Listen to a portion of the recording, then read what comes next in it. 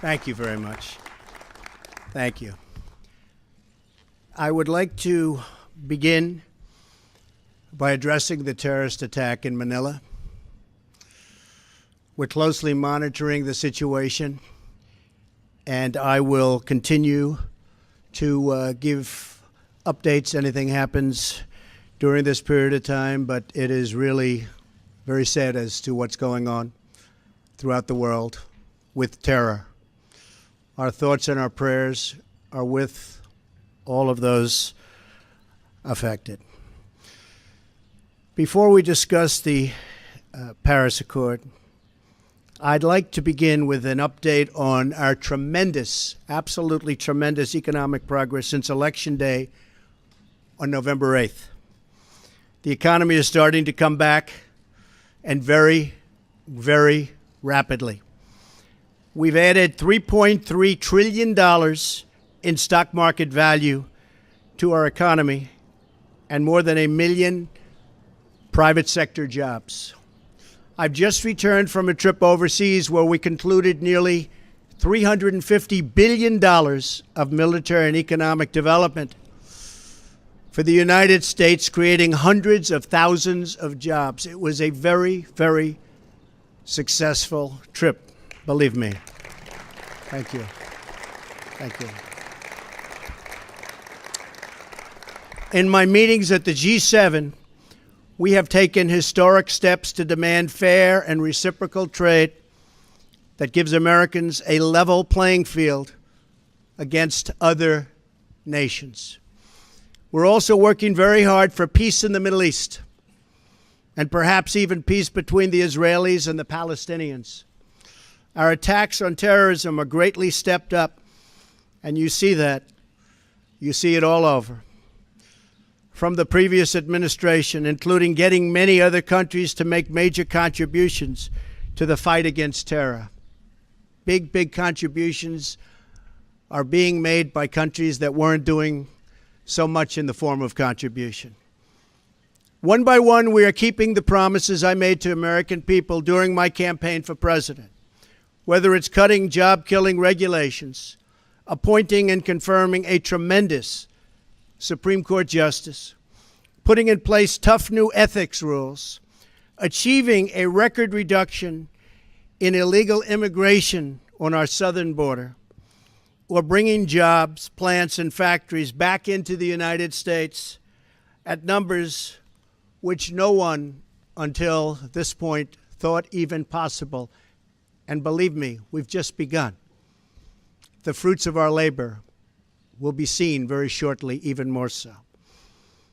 On these issues and so many more, we're following through on our commitments, and I don't want anything to get in our way.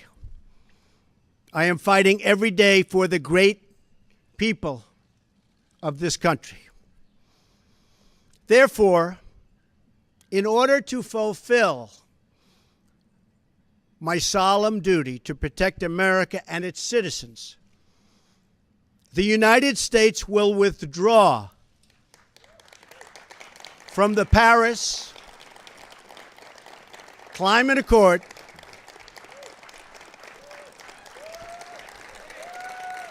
Thank you.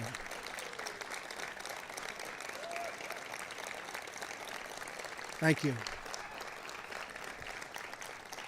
But begin negotiations to re-enter either the Paris Accord or in really entirely new transaction on terms that are fair to the United States, its businesses, its workers, its people, its taxpayers. So we're getting out, but we will start to negotiate, and we will see if we can make a deal that's fair. And if we can, that's great. And if we can't, that's fine. As president, I can put no other consideration before the well-being of American citizens. The Paris Climate Accord is simply the latest example of Washington entering into an agreement that disadvantages the United States to the exclusive benefit of other countries, leaving American workers, who I love, and taxpayers to absorb the cost in terms of lost jobs, lower wages, shuttered factories, and vastly diminished economic production. Thus, as of today, the United States will cease all implementation of the non-binding Paris Accord and the draconian financial and economic burdens the agreement imposes on our country. This includes ending the implementation of the nationally determined contribution and, very importantly, the Green Climate Fund, which is costing the United States a vast fortune.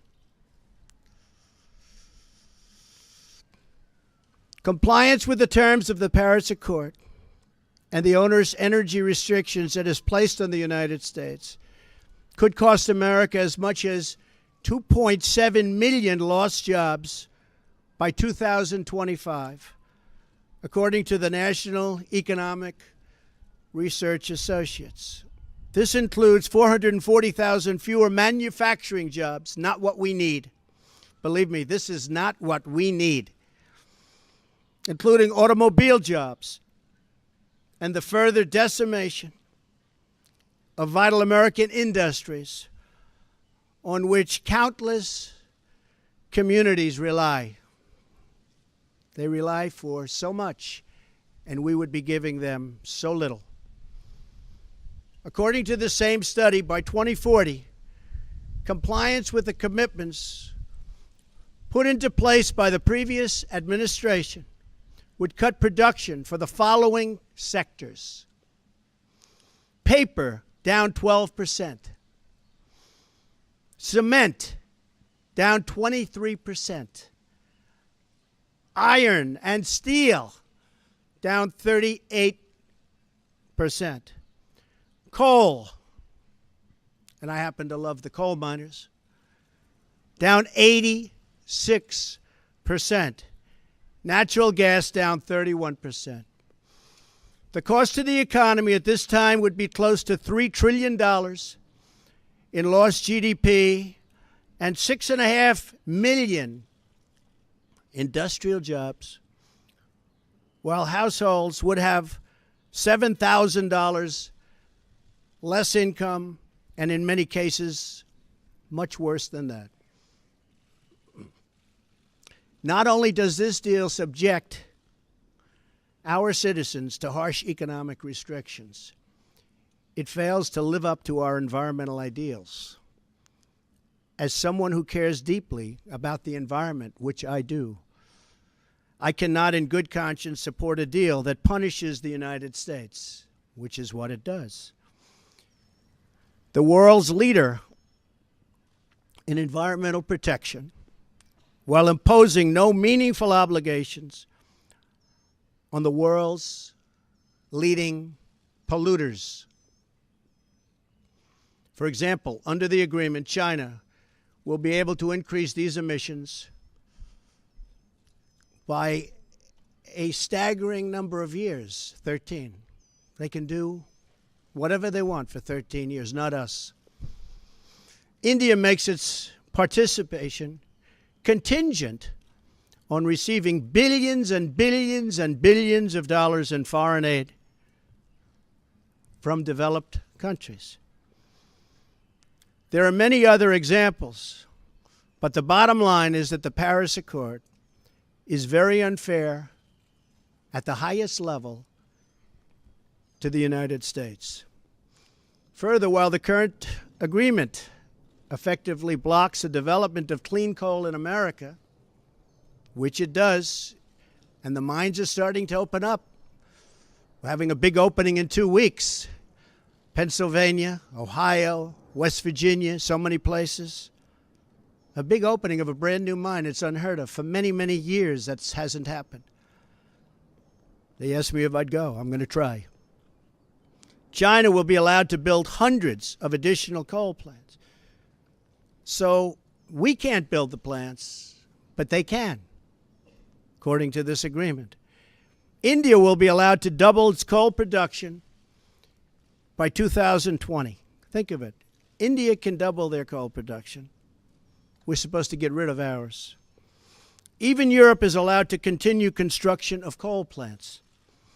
In short, the agreement doesn't eliminate coal jobs. It just transfers those jobs out of America and the United States and ships them to foreign countries.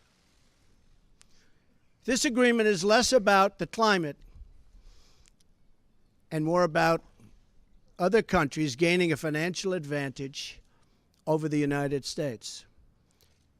The rest of the world applauded when we signed the Paris Agreement. They went wild. They were so happy. For the simple reason that it put our country, the United States of America, which we all love, at a very, very big economic disadvantage.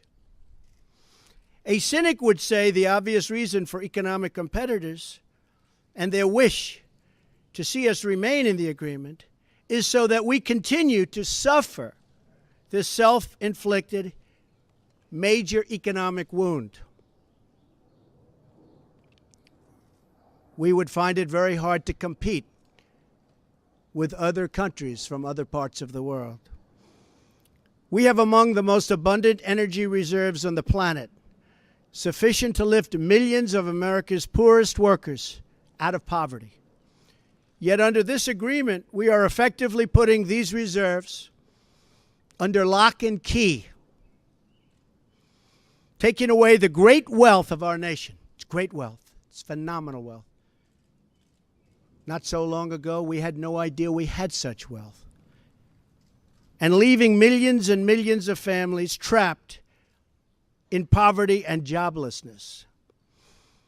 The agreement is a massive redistribution of United States wealth to other countries. At 1% growth, renewable sources of energy can meet some of our domestic demand. But at 3 or 4% growth, which I expect, we need all forms of available American energy, or our country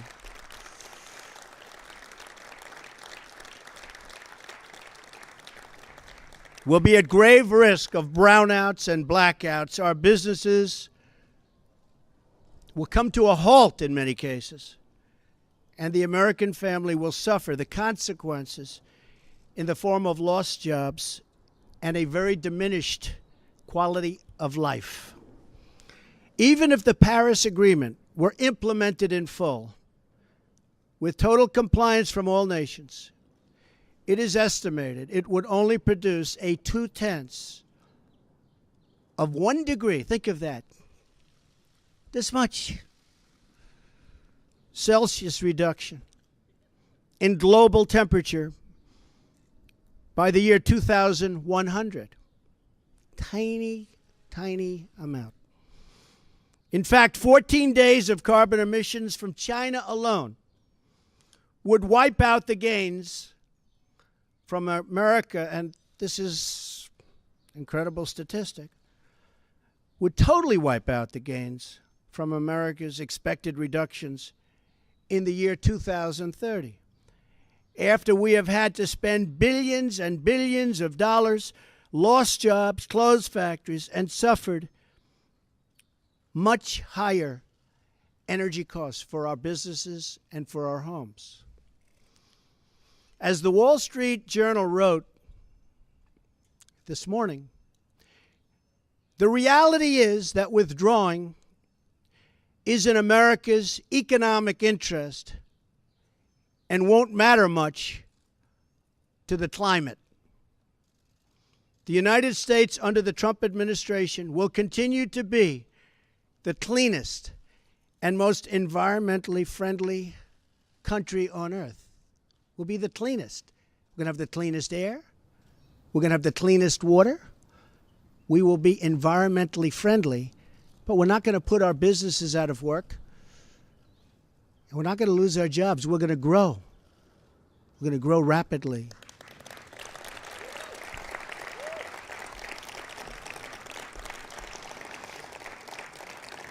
And I think you just read, it just came out minutes ago, the small business report. Small businesses, as of just now, are booming, hiring people. One of the best reports they've seen in many years. I'm willing to immediately work with Democratic leaders to either negotiate our way back into Paris under the terms that are fair to the United States and its workers, or to negotiate a new deal that protects our country and its taxpayers.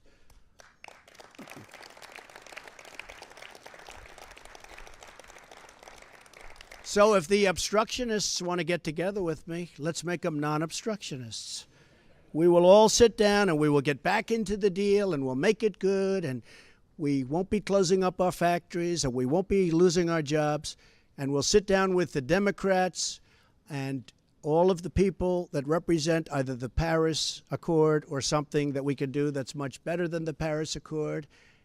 And I think the people of our country will be thrilled, and I think then the people of the world will be thrilled. But until we do that, we're out of the agreement. I will work to ensure that America remains the world's leader on environmental issues, but under a framework that is fair and where the burdens and responsibilities are equally shared among the many nations all around the world. No responsible leader can put the workers and the people of their country at this debilitating and tremendous disadvantage. The fact that the Paris deal hamstrings the United States while empowering some of the world's top polluting countries should dispel any doubt as to the real reason why foreign lobbyists wish to keep our magnificent country tied up and bound down by this agreement. It's to give their country an economic edge over the United States. That's not going to happen while I'm president. I'm sorry.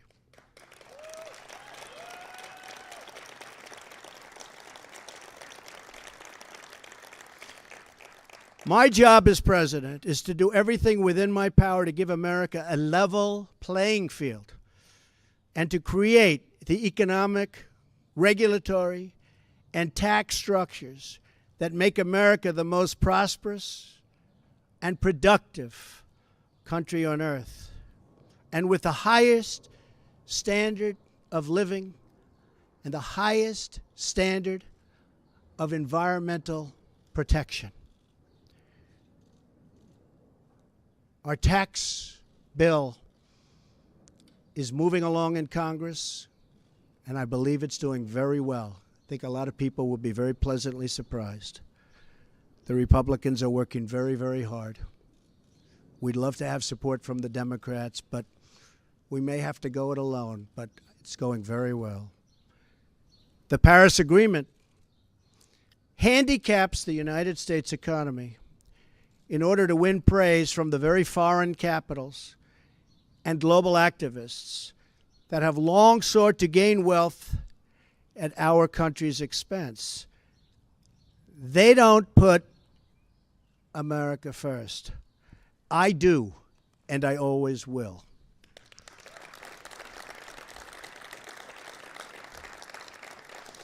The same nations asking us to stay in the agreement are the countries that have collectively cost America trillions of dollars through tough trade practices and, in many cases, lax contributions to our critical military alliance.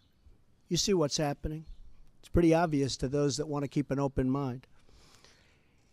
At what point does America get demeaned? At what point do they start laughing at us as a country? We want fair treatment for its citizens, and we want fair treatment for our taxpayers. We don't want other leaders and other countries laughing at us anymore, and they won't be. They won't be. I was elected to represent the citizens of Pittsburgh, not Paris.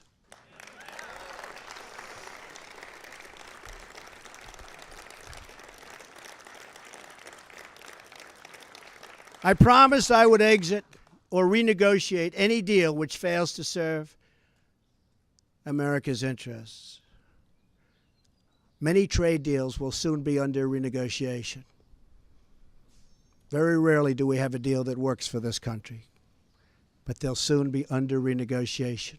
The process has begun from day one, but now we're down to business. Beyond the severe energy restrictions inflicted by the Paris Accord, it includes yet another scheme to redistribute wealth out of the United States through the so-called Green Climate Fund, nice name, which calls for developed countries to send $100 billion to developing countries, all on top of America's existing and massive foreign aid payments. So we're going to be paying billions and billions and billions of dollars, and we're already way ahead of anybody else. Many of the other countries haven't spent anything, and many of them will never pay one dime. The Green Fund would likely obligate the United States to commit potentially tens of billions of dollars, of which the United States has already handed over $1 billion. Nobody else is even close. Most of them haven't even paid anything, including funds raided out of America's budget for the war against terrorism. That's where they came. Believe me, they didn't come from me. They came just before I came into office. Not good. And not good the way they took the money. In 2015, the United Nations, departing top climate officials, reportedly described the $100 billion per year as peanuts, and stated that the $100 billion is the tail that wags the dog. In 2015, the Green Climate Fund's executive director reportedly stated that estimated funding needed would increase to $450 billion per year after 2020, and nobody even knows where the money is going to. Nobody's been able to say, where is it going to? Of course, the world's top polluters have no affirmative obligations under the Green Fund, which we terminate. America is $20 trillion in debt. Cash-strapped cities cannot hire enough police officers or fix vital infrastructure. Millions of our citizens are out of work, and yet, under the Paris Accord, billions of dollars that ought to be invested right here in America will be sent to the very countries that have taken our factories and our jobs away from us. So think of that. There are serious legal and constitutional issues as well. Foreign leaders in Europe, Asia, and across the world should not have more to say with respect to the U.S. economy than our own citizens and their elected representatives. Thus, our withdrawal from the agreement represents a reassertion of America's sovereignty.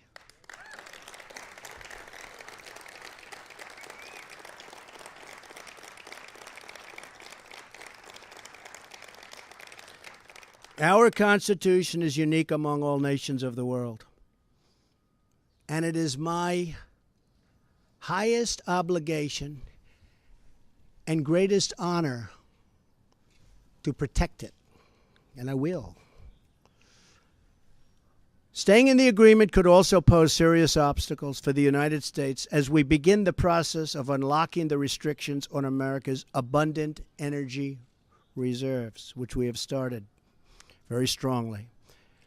It would once have been unthinkable that an international agreement could prevent the United States from conducting its own domestic economic affairs.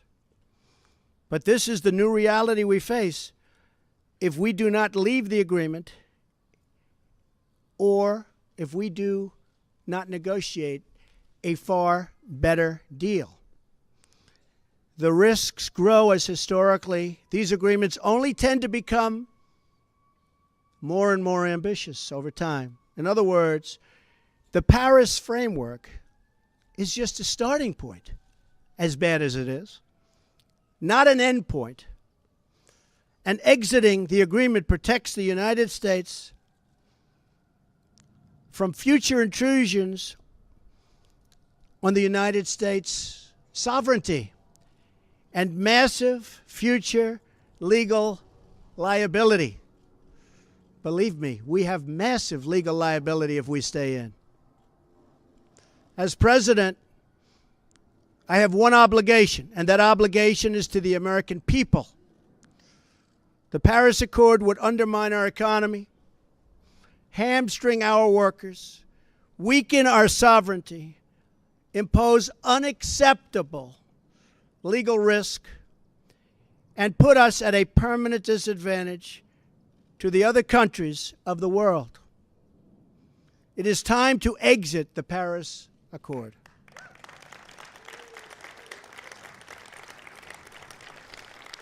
And time to pursue a new deal that protects the environment, our companies, our citizens, and our country.